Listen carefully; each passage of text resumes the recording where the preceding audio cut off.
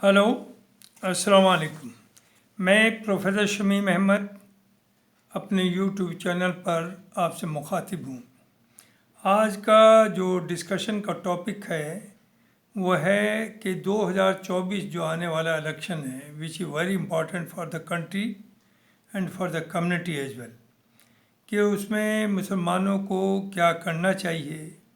और अभी तक जो so called political secular political parties हैं और सो कॉल्ड मुस्लिम लीडर्स हैं सेकुलर पार्टीज के हिस्सेदार, उनका क्या रोल रहा है, उसी की लाइट में आपसे मैं बात करना चाहूँगा। देखिए, पहली तो बात यह है कि हम कहते हैं कि बीजेपी इज़ हमनल और बाकी दूसरी जो रीजनल पार्टीज जैसे समाजवादी हुई, आपकी बीएसपी हुई और बहुत सी दूसरी पार्टीज हैं वो सेकुलर हैं। ये बिल्कुल गलत है। हिंदुस्तान में कोई भी पॉलिटिकल पार्टी सेकुलर नहीं है, एक तो ये नोट कर लीजिए। और जहाँ तक कम्युनल और सेकुलर होने की बात है भी, तो वो कोई आइडियोलॉजिकल नहीं बल्कि अपने फ़ायदे के लिए उसे इस्तेमाल करते हैं। जैसे आपके सामने एग्जाम्पल है, शिवसेना जो महाराष्ट्र में थी उसे मुसलमान समझते थे कि ये एक एंटी मुस्लिम है, बहुत कम्युनल पार्टी है।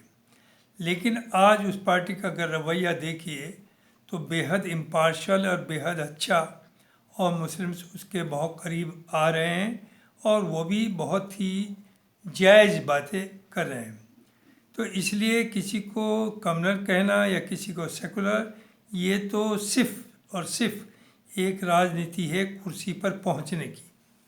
अब जहाँ तक सवाल है मुसलमानों का, मुसलमानों ने कभी बीजेपी को तो वोट नहीं दिया है। और सेकुलर पार्टीज ने क्या किया है, उन्होंने हमें मोहरा बना करके हमारे खिलाफ झूठा प्रोपेगेंडा करके हमें आगे रखा और बीजेपी को ये दिखाया और मुसलमानों को भी ये दिखाया कि बीजेपी आपकी सबसे बड़ी दुश्मन है और अगर उससे कोई बचा सकता है तो ये सो कॉल्ड सेकुलर पार्टीज ही बचा सकती हैं, जो कि एक बहुत बड़ा झूठ था। लेकिन बीजेपी ने भी जब ये समझाई, इट इज़ ए पॉलिटिक्स, कि मुसलमान वोट तो हमें नहीं मिलता और ज़्यादातर काफ़ी जगहों पर हमारी जीत और हार भी मुस्लिम वोट की वजह से ही होती है। लिहाजा उन्होंने भी एक तरकीब निकाली, वो कम्युनल कार्ड, हिंदुत्व कार्ड। तो ये हिंदुत्व कार्ड जो है ये पॉलिटिकल गेम है, ये कोई सच्चाई इसकी कुछ नहीं। हिंदू मज़हब बेहद सेकुलर है। अगर मज़हब की बात करें, हिंदुत्व एक हेट्रेड क्रिएट किया इन्होंने, इस जिस तरह से मुसलमानों का के बारे में आगे रख कर के इन सेकुलर पार्टीज ने पॉलिटिक्स की है। और ये पॉलिटिक्स सिर्फ उन्हें अपना बंधुआ मजदूर या वोट बैंक बनाने के लिए की है। सच देखिए तो किसी भी पार्टी ने मुस्लिम्स के लिए कोई बहुत बड़ा कुछ नहीं किया। तो उसी के काट में बीजेपी ने, जाहिर है वो भी पॉलिटिकल पार्टी है, बहुत ही स्ट्रॉन्ग पार्टी है, तो उन्होंने 80% हिंदूज के जहन में ये बैठाया कि मुसलमान बहुत ख़तरनाक है, इनसे ख़तरा है, और एक हेट्रेड का माहौल तैयार करके पोलराइज किया सोसाइटी को। और ज़ाहिर है 2014 से अब तक उनकी पॉपुलैरिटी बढ़ती ही जा रही है, कोई कम नहीं हुई।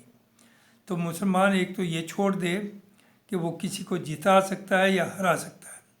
अब आइए इन सेकुलर पार्टीज़ के रवैये के ऊपर। 2014 के बाद जब से बीजेपी सेंटर में आई है, इन पार्टीज़ ने किसी भी इशू पर, मुस्लिम इशू पर, ये नहीं नाजायज़ इशू, जो जायज़ हैं, जो उनके साथ जायज़ती हो रही है, उस पर कभी आवाज़ नहीं उठाई। और इन्होंने अपने को मुस्लिम से आइडेंटिफाई करना भी बंद कर दिया। किसी भी कॉमन प्लेटफॉर्म पर मुसलमानों के साथ खड़े नज़र नहीं आए, न उन्हें अपने साथ खड़ा किया। लिहाजा लगता ऐसा ही है कि इन्हें सिर्फ और सिर्फ मुस्लिम वोट तो चाहिए, लेकिन इन्हें मुसलमान की ज़रूरत नहीं है। दूसरी तरफ जो हिस्ट्री रही है, इन्होंने मुस्लिम फेस उन लोगों को as a Muslim face present किया मुसलमानों के बीच में जिनका मुसलमानों से कोई लेन देन नहीं था, and majority of them were corrupt. तो उन्होंने उन करप्ट्स ने सिर्फ और सिर्फ अपनी जेब भरी, उसके अलावा उन्होंने कुछ नहीं किया। अब देखिए 2014 से अब 2023 आ गया है, 24 में इलेक्शन है, इस बीच में 14 हुआ, 17 हुआ, 19 हुआ और 22 हुआ। इन इलेक्शंस में अगेन चूँकि बीजेपी भी जानती है उनके पास और कोई मुद्दा नहीं है इलेक्शन जीतने का, तो उन्होंने उस पॉलिटिकल या कुर्सी बचाने के लिए कहिए या पावर में आने के लिए कहिए, ये हिंदुत्व कार्ड या हेट्रेड की पॉलिटिक्स की, चूँकि वो जानते हैं जो मैं अभी कहा कि मुसलमान वोट तो उन्हें मिलना नहीं है, जो कि मुसलमानों ने एक बहुत बड़ी गलती की। मुसलमानों के लिए मुसलमानों को ये सोचना चाहिए कि सभी पार्टी बराबर है। ये सेकुलर पार्टीज़ भी इनकी कोई आइडियोलॉजी नहीं और इनकी कोई सोच नहीं। ये भी जो मुसलमानों से थोड़ी बहुत हमदर्दी दिखाते हैं वो सिर्फ इसलिए कि इनकी दुश्मनी बीजेपी से और ज़्यादा हो जाए और लिहाजा ये हमारे अलावा जाएंगे कहाँ। लेकिन चूँकि ये जो सो कॉल्ड सेकुलर पार्टीज़ हैं, they don't have any ideology. जो आइडियोलॉजी क्या, सेकुलरिज्म, जस्टिस टू एवरीबडी, इंसानियत, भाईचारा, ये इनकी भी पॉलिटिक्स नहीं है, चूँकि they don't have any ideology. इन्होंने सिर्फ और सिर्फ मुसलमान को पिटवाया है, मरवाया है। और जब मुसलमान चाहे वो गौ के मामले में हो या किसी और मसले पर हो, जब वो पिटता है तो इन्हें अफसोस या हमदर्दी आपसे नहीं होती। ये ताली बजाते हैं और कहते हैं कि अब मुसलमान जाएगा कहाँ। और बीजेपी को भी ये मजबूरी है कि वो आपकी पिटाई इसलिए करती है कि उसे हिंदुओं में ये मैसेज देना है कि देखिए हम ही हैं जो इस मुस्लिम कौम को सुधार सकते हैं, चूँकि ये मुल्क के लिए एक ख़तरा है। इस तरह के मामलात बनाए गए। तो मेरा कहने का मतलब ये है कि मुस्लिम्स का जहाँ तक सवाल है, इन्हें किसी भी पार्टी को अपना दुश्मन यानी बीजेपी को या अपना भाई नहीं मानना चाहिए। अब आइए जहाँ तक सवाल है इन पॉलिटिकल सो-कॉल्ड पॉलिटिकल पार्टीज़ का, सेकुलर पार्टीज़ का, कांग्रेस को ले लीजिए। कांग्रेस ने अपने 60 साल के रूल में कम से कम 25,000 कम्युनल राइट्स कराए जो स्टेट स्पॉन्सर्ड होते थे, जिसमें पुलिस पीछे पीछे होती थी, आगे आगे लोग लूटते थे, पुलिस उन्हें प्रोटेक्ट करती थी। जो मैं पहले भी कह चुका कि हाशिमपुरा या मलियाना वो किसके ज़माने में हुआ, वो कांग्रेस के ज़माने में हुआ, जहाँ 70-80 लोगों को एक लाइन में, मेरठ डिस्ट्रिक्ट में पड़ता है, ये खड़े करके गोली से मार दिया गया और उनकी लाशें नहर में फेंक दी गई। तो ये एक सेकुलर पार्टी जब मुल्क में हुकूमत कर रही थी उसके टाइम में हुआ। बाबरी मस्जिद का मैं पहले भी बार बार कह चुका कि बीजेपी ने तो सिर्फ कोर्ट को मैनिपुलेट किया है, बाकी तो जितने भी स्टेप्स थे वो कांग्रेस ने पूरे कर दिए थे। तो इसलिए हम जो समझते हैं कि बीजेपी आपकी दुश्मन है, दिख रहा है ऐसे ही, मैं ये नहीं कह रहा हूँ कि नहीं है, लेकिन उसकी भी उसकी वजह है, उसे आपको ढूंढना पड़ेगा। अब आइए, कांग्रेस ने तो, मैं समझता हूँ कांग्रेस हैड बीन डोमिनेटेड, जिसे आप आरएसएस कह के हेट करते हैं, it was dominated by same RSS elements. इसलिए बीजेपी में ज़्यादातर जो टॉप लीडर्स हैं आरएसएस में, वो सब कांग्रेस से ही इधर से उधर गए हैं। 47 से पहले कांग्रेस शायद बेहतर थी, सबको साथ लेके चला, लिहाजा आज़ादी मिली। अब आइए दूसरी सेकुलर पार्टी जो सबसे बड़ी ख़ास तौर से यूपी में है, वह है Samajwadi Party. No doubt Samajwadi Party ने मुस्लिम्स को बहुत करीब रखा, लेकिन समाजवादी पार्टी को अगर आप ये समझें कि ये सेकुलरिज्म को ज़िंदा रखेगी या ये बहुत बड़ी सेकुलर पार्टी है या ये मुस्लिम्स की हितैषी है, ये इससे बड़ा झूठ कोई हो नहीं सकता। और दूसरी चीज़, हमें चाहिए भी नहीं कि कोई पार्टी हमें नाजायज़ तरीके से हमारा फ़ायदा करे। हमारी तो डिमांड सिर्फ ये है, जो हिंदुस्तान का कॉन्स्टिट्यूशन माइनॉरिटीज़ के राइट्स देता है, सिक्योरिटी देता है, वो हमें प्रोवाइड की जाए। इससे ज़्यादा हमें इनसे कोई उम्मीद नहीं, लेकिन ये वो भी नहीं देते। जैसे कि मैं अभी कहा, समाजवादी पार्टी के ज़माने में दादरी हुआ अखलाक का जो केस हुआ, जिसमें फ्रिज के अंदर बीफ बताया गया और उसका कत्ल कर दिया दिन दहाड़े। उसके बाद वो फॉरेंसिक रिपोर्ट आई तो पता चला वो मटन है, लिहाजा उसमें कुछ बीजेपी के लोग जेल जाना पड़ा जो नॉमिनेट नाम था। लेकिन उसके बाद 6 महीने के बाद फिर होती फॉरेंसिक, जिसमें आता कि नहीं ये तो बीफ था, और फिर एक कंप्रोमाइज़ हुआ। अखलाक के बच्चों को, भाई को जेल भेजा, फिर उन्हें छोड़ा, उन्होंने केस वापस किया, उधर से भी हुआ। ये करतूत किसके ज़माने में हुई? समाजवादी पार्टी। मुजफ्फरनगर किसके टाइम में हुआ? समाजवादी पार्टी। तो इस तरह से आप अगर सोचें कि समाजवादी पार्टी आपके लिए बहुत बड़ी हिमायती है, तो आपको ये बहुत बड़ा धोखा है। समाजवादी पार्टी का from the very beginning, even during the time of Mulayam Singh ji, हालांकि मुलायम सिंह को मैं अभी भी मच बेटर, बहुत अच्छा सेकुलर और हमदर्द आदमी मानता हूँ, लेकिन उनके टाइम में भी सोच यही थी समाजवादी कि आइदर वी और बीजेपी, या तो हम रहें ये वरना बीजेपी आ जाए। उसने कभी भी दूसरी किसी सेकुलर पार्टी को ना साथ रखने की कोशिश की, और ना ही साथ लिया तो उसे इज्जत दी, और ना वो इसमें इंटरेस्टेड रहे कि सब सेकुलर पार्टी इकट्ठा होकर के कुछ बेहतर कर सके इलेक्शन में। अभी जो इस वक्त लेटेस्ट है, जो अभी मैंने 2-4 दिन पहले भी कहा कि मध्य प्रदेश में आपने, अखिलेश जी ने 70 के करीब कैंडिडेट खड़े करे हैं। तो ये क्या 70 कैंडिडेट वहाँ सेकुलरिज्म को बचाने के लिए खड़े किए हैं? क्या ये सेकुलर वोट क्या ये बीजेपी का वोट काटने के लिए खड़े हुए हैं? यहाँ कहते हैं हम तो बीजेपी को हराएंगे, हमारा तो ये मकसद है। क्या ये मध्य प्रदेश में बीजेपी को हराने गए हैं? बिल्कुल नहीं। ये इन पे लगता ये है, जो डिफरेंट चैनल्स पे भी आ रहा है और इन्फॉर्मेशन भी आ रही है, खैर शायद अखिलेश जी को भी, जैसे मायावती जी को था, ईडी की दहशत है। उस ईडी की दहशत में बीजेपी ये करती है कि एक लिस्ट देती है कि इतनी सीट्स पर आप ये खड़े करिए, हमें इससे इंडायरेक्ट ये फ़ायदा होगा। वही वहाँ क्या आपकी हैसियत क्या है मध्य प्रदेश में? आप क्या चाहते थे मध्य प्रदेश में?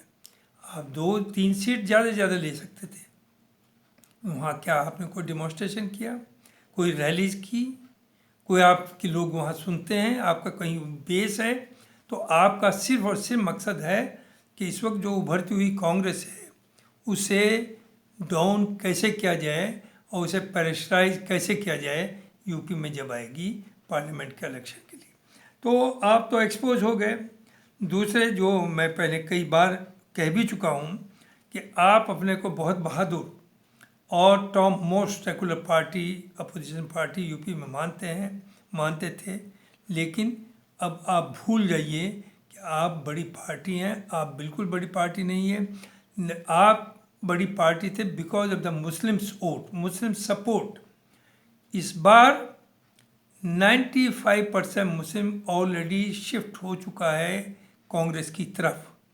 लिहाजा आपको पता चल जाएगा 2024 में कि अगर आपने अलायंस नहीं किया तो आपको 2 सीट भी नहीं मिलेंगी।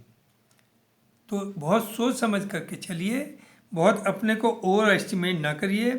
पॉलिटिक्स तो एक रात में बदल जाती है, इसलिए ये सब ठीक नहीं।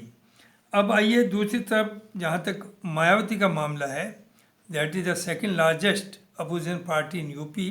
तो मायावती तो ऑलरेडी इट स्टैंड्स एक्सपोज्ड, और एक्सपोज इस हद तक कि ये मुसलमानों के वोट को भी बर्बाद करती है, मुसलमानों के इकोनॉमी या फाइनेंशियल पोजीशन भी बर्बाद करती है। उनसे एक मोटा पैसा लेकर टिकट देती है, और उससे फिर चूँकि जाहिर है उन्होंने पैसा दिया तो इलेक्शन स्ट्रॉन्ग लड़ते हैं, भारी भरकम हैं, करप्ट हैं, लिहाजा वो मुसलमान वोट को डिवाइड करने में मदद करते हैं। और उधर ये बीजेपी से पैसा लेती है, उनके कैंडिडेट से लेती है कि भाई हम आपको यहाँ जितवा रहे हैं, देखिए हमने बहुत ही स्ट्रॉन्ग मुस्लिम कैंडिडेट खड़ा कर दिया। तो ये डबल धार की तलवार चलाती हैं, जिसमें फाइनेंशियली भी मुसलमान को बर्बाद करें और उसके वोट को भी बर्बाद करें। तो लिहाजा मेरा एक कहना है कि अगर वाकई आप चाहते हैं कि 2024 में बीजेपी हारे, हालांकि मैं तो नहीं कहता हूँ, क्यों नहीं कहता हूँ कि ये बहुत आसान नहीं, और मैं इन सेकुलर पार्टीज़ को भी बहुत अच्छा नहीं समझ रहा, एक्सेप्ट कांग्रेस। अब राहुल गांधी के आने के बाद लगता है कि अब ये वो कांग्रेस नहीं है जो 60 साल तक, जिसने आज़ादी के बाद रूल किया, और इंदिरा गांधी ने भी कम्युनल लाइन्स लिया है, राजीव गांधी ने भी कम्युनल लाइन्स दबाव में आकर के लिया है और कम्युनल पॉलिटिक्स करी है। लेकिन राहुल गांधी की बातों से, जिस तरह से वो ब्रॉड माइंडेड ओपन हार्टेडली चल रहे हैं, बहुत सी गलतियां हुई हैं, उन्होंने उनकी माफ़ी भी पब्लिक मानी है। तो लगता है, वैसे तो अल्लाह जाने बाद में क्या होगा, कि वो शायद मुल्क को एक अच्छी डायरेक्शन में लेकर जाना चाहते हैं। इसी उम्मीद पर मुस्लिम वोट उधर शिफ्ट हुआ है।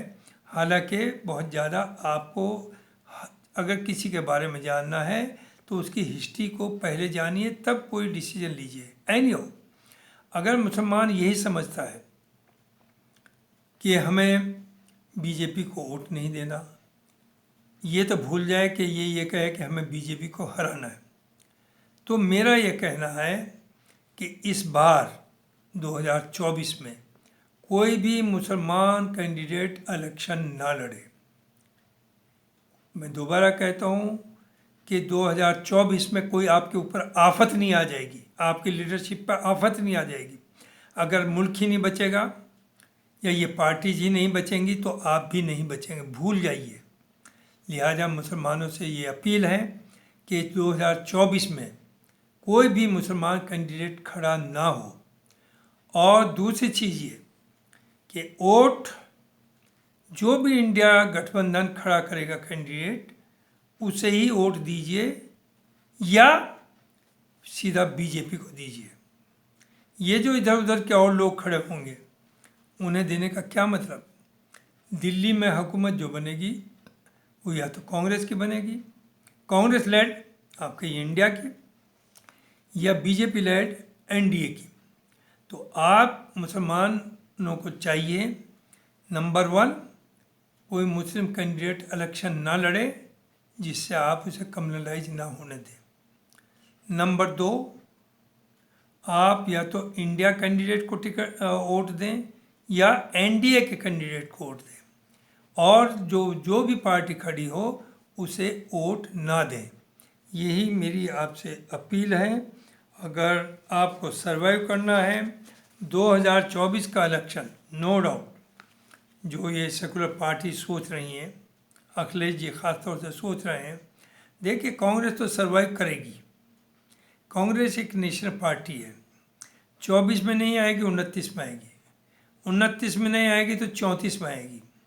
लेकिन रीजनल पार्टीज़ के लिए एक बहुत बड़ा मैसेज है और इनके लीडर से कि ये आपकी पार्टी 24 के बाद अगर बीजेपी पावर में आती है तो ये ख़त्म हो जाएंगी। इस वक्त तो अखिलेश जी ये समझ रहे हैं कि अगर कांग्रेस यूपी में आती है या अलायंस करती है तो कहीं हमारा मुस्लिम वोट, जो वोट बैंक है हमारा, जो हमारा बंधुआ मजदूर है, वो उधर ना खिसक जाए। भाई वो तो ऑलरेडी खिसक चुका है, वो अब आपके साथ नहीं। और ये कौम तो बड़ी पागल है मुसलमानों की, जिसे कहते हैं, इनकी तो समझ में नहीं आता। 2019 में ये नाच रहे थे गठबंधन गठबंधन गठबंधन, और इन्होंने गठबंधन को वोट दिया और क्या नतीजा निकला? 5-1 की आई, 10-1 की आई, ये सीट आपको मिली, जीत गए आप। 2022 में आपने मुसलमानों ने 94% वोट समाजवादी को दिया। क्या असर हुआ आपका? 0 पे आ गए ना आप। लिहाजा आप याद रखिए कि 24 के बाद अगर आप सूझबूझ से आगे नहीं बढ़े तो आपका बहुत बुरा हाल होगा। आप ये ईडी का डर अब है, 24 के बाद वो ईडी भी घर पहुंचेगी और पार्टी भी ख़त्म होगी, इसे भूल जाइए। आज देखिए, अबू आसिम साहब के बारे में अखबार में बहुत बड़ी न्यूज़ आई है कि उनकी बेहद प्रॉपर्टी ख़तरे में है और उनके ऊपर ना जाने कितनी एफआईआर हो गई है। आजम खां का असर आप देख ही रहे हैं, अतीक का असर आपने देख लिया, अंसारी बरदस्त के साथ जो हो रहा वो आप देख रहे हैं। तो ये जो by and large Muslim secular leaders most corrupt लोग हैं, इन्हें होश आना चाहिए कि ये करप्शन का और हराम का पैसा आपके पास रह नहीं पाएगा। मोदी और योगी अगर कोई अच्छा काम कर रहे हैं तो वो बिल्कुल मैं कहूँगा यही कर रहे हैं कि वो करप्ट्स के ऊपर एक्शन ले रहे हैं। वो चीज़ अलग है कि उसमें वो इम्पार्शल नहीं है, पार्शलिटी है, कुछ को टारगेट कर रहे हैं और जो उनका अपना है उसे टारगेट नहीं कर रहे हैं, लेकिन टारगेट कर रहे हैं।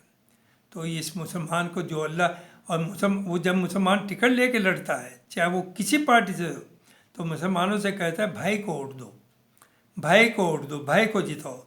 अरे इन्हें शर्म आनी चाहिए, भाई की आवाज़ है कहाँ? भाई को पूछता कौन है? भाई किस मामले पे पार्लियामेंट में या असेंबली में स्टैंड लेते हैं? आपके माँ बाप तो वो हैं, मायावती होती है या अखिलेश होते हैं या कांग्रेस होती है। क्या आपको इंडिपेंडेंटली कम्युनिटी के लिए या मुल्क के लिए या इंटरनेशनल मामलात पे बोल सकते हैं? कभी नहीं बोल सकते।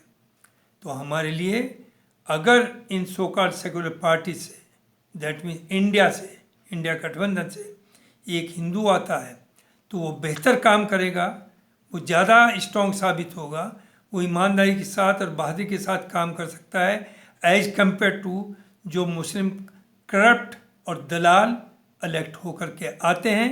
वो सिर्फ और सिर्फ अपनी जेब भरते हैं, उन्हें कम्युनिटी से कोई लेना देना नहीं। इसी का प्रूफ है कि आज आजम खां जेल में है। कितने लोगों ने प्रोटेस्ट किया, पहले भी 2 साल जेल में आके रहे, कितने लोगों ने प्रोटेस्ट किया और पार्टी ने कौन सी सपोर्ट दी? जो मुस्लिम्स का बहुत बड़ा हमदर्द कहती है समाजवादी, जिसने आजम खां को एक मुसलमान फेस बना करके खड़ा किया जो कि गलत था। ही was not a Muslim face, he was a Samajwadi party leader. लेकिन 2 साल आपने नहीं पूछा, अब जेल चले गए। क्या कोई सड़क पर आया? मुसलमान आया। मुसलमान इसीलिए नहीं आया that he was not real representative of Muslims. और समाजवादी इसलिए नहीं कि Samajwadi basically they are also as communal as any other party. तो उन्हें कोई परवाह मुसलमान की नहीं है, उन्हें सिर्फ मुसलमान वोट चाहिए। तो यही मेरा कहना है, 3 बातें कि 2024 के इलेक्शन में कोई मुसलमान इलेक्शन ना लड़े। मैं जानता हूँ क्योंकि ये तो एक ट्रेड है, ये तो एक बिजनेस है, ये तो एक इन्वेस्टमेंट है। मुसलमान बाज नहीं आएगा। जिस पर हराम कमाल है, करप्शन के थ्रू कमाया हुआ है, उसे नाम चाहिए। और वो 5 करोड़ और 10 करोड़ दे करके भी टिकट लेगा, इलेक्शन लड़ेगा, नुकसान पहुंचाएगा इंडिया गठबंधन को और कुछ नहीं होगा। तो इसलिए आपसे गुजारिश है कि जो मुसलमान कैंडिडेट खड़ा हो, अगर हो भी, तो आप उसे वोट ना दें। उसके मुकाबले पे कोई भी हो, नॉन मुस्लिम, हिंदू, क्रिश्चियन, उसे आप वोट दीजिए। और या तो दूसरी चीज़ जो मैंने अभी कहा था कि वोट या तो इंडिया गठबंधन जिस भी कैंडिडेट को खड़ा करे, वो चीज़ अलग है अपील उनसे भी कि वो कम से कम मुसलमानों को टिकट दें। वी नो कि मुस्लिम में प्रोटेस्ट के साथ मुसलमानों की कोई हिस्सेदारी नहीं, उनकी हिस्सेदारी ना ही हो तो कम्युनिटी के लिए बेहतर है। अगर उनकी हिस्सेदारी होगी तो ये सोकाल जो इंडिया गठबंधन है ये नुकसान में रहेगा और कम्युनिटी एज ए होल सफ़र करेगी। तो लिहाजा इंडिया गठबंधन को भी चाहिए कि मुसलमानों को कोई भी वाट में भी द कंसिक्वेंसेस जो मुसलमान कहते हैं ये करप्ट लीडर बोलेंगे, उसके अलावा नहीं। अब आखिर में मैं कहूँगा, अगर मुसलमान रियली ईमानदार हैं और कम्युनिटी के इश्यूज पर बोलना चाहते हैं तो they should have their own party, they should have their own cadre. अब वो जाहिर है अपनी बात कहेंगे, लेकिन वो जो बेहतर पार्टीज होंगी हिंदुस्तान की उनके साथ अलाइंस करेंगे। क्योंकि आप इतने नहीं है कि आपकी हुकूमत बन जाए या आपका प्राइम मिनिस्टर या चीफ मिनिस्टर बन जाए। आपका सिर्फ मकसद होगा कि आप एक जगह इकट्ठा होंगे तो जो भी पार्टी अच्छी पार्टी होगी, सेकुलर पार्टी होगी, सबको साथ लेके चलने वाली होगी, आप उससे अलाइंस करके उससे मजबूत करेंगे और मिलजुल करके उनके साथ एज ए जूनियर पार्टनर काम करेंगे। आप पार्टी इसलिए नहीं बनाएंगे या इसलिए आपको कायदे की ज़रूरत नहीं है कि आपका सीएम या पीएम बनेगा, लेकिन ये दलाली ख़त्म हो जाएगी। इन दलालों से बचिए, मुसलमान दलालों से बचिए। इन्होंने कौम को बर्बाद किया है और आगे भी कौम को बर्बाद करने की पूरी ठान रखी है। मैं जानता हूँ बहुत लोग इससे नाराज़ होंगे, जिनका धंधा ही है, जिनका काम ही पॉलिटिक्स है, क्योंकि पॉलिटिक्स से बड़ा तो ट्रेड ही कोई नहीं। और लोग तो 5 साल में 5 करोड़ 10 करोड़ कमाते हैं, ये तो 100 और 500 हज़ार करोड़ कमाते हैं। तो इससे बिग बिजनेस। और आप देख भी रहे हैं, अभी आपने देखा सहारनपुर में क्या हुआ कि पहले वो कांग्रेस में थे, उसके बाद बीएसपी में गए, उसके बाद समाजवादी में, अब फिर सुनाए कांग्रेस में वापस आ गए। तो ये इनका करैक्टर है, ये क्या आइडियोलॉजी है ये कोई? ये सिर्फ और सिर्फ अपने को ऊपर लाना है, अपना ख़ानदान को ऊपर लाना है। ऐसे एक नहीं, जितनों को देखिए सबका हाल यही है। लिहाजा अगर आपको मुल्क को बचाना चाहते हैं कम्युनल फोर्सेस से, आप मुल्क को बचाना आप चाहते हैं कि एक सेकुलर डेमोक्रेटिक सिस्टम आए, तो सिर्फ और सिर्फ इंडिया को सपोर्ट करिए, इंडिया के कैंडिडेट्स को सपोर्ट करिए, या वरना बीजेपी के कैंडिडेट को वोट दीजिए, एनडीए के कैंडिडेट को वोट दीजिए। ना बीजेपी में सब गलत हैं, ना इंडिया में या कहिए इन सेकुलर पार्टीज में सब लोग अच्छे हैं। दोनों तरफ अच्छे और बुरे हैं। बीजेपी सिर्फ हमारे लिए इसलिए मुखालिफ है, इसलिए हमें दुश्मन मानती है, चूँकि हम कोई कमी नहीं छोड़ते उन्हें हराने के लिए, हम कोई कमी नहीं छोड़ते उन्हें बुरा कहने के लिए। बुरा जितने वो हैं उतने ही और भी हैं। Let us be very clear about this. Thank you very much. अस्सलाम वालेकुम।